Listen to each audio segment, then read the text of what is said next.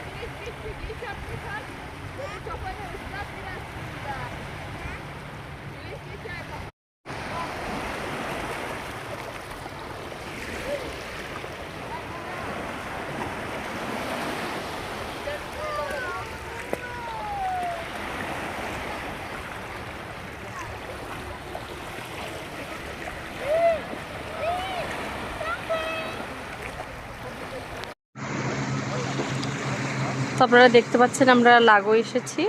তো এখানে রিদম সাঁতার শিখছে, ওর বাবা শিখাচ্ছে। এখানে ভালোই মানুষ এসেছে আজকে, বেশি উজ্জ্বল দিন না।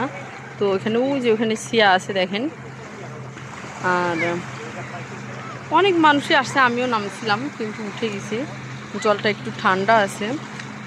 লাগোর জল সাধারণত সময় ঠান্ডাই থাকে।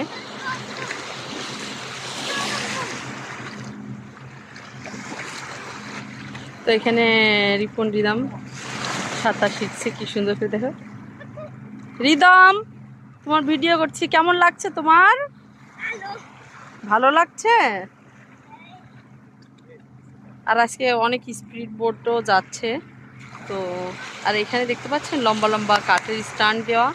এই স্ট্যান্ড দেওয়া এই কারণেই যে এখানে প্রচুর মাছ পাওয়া যায়।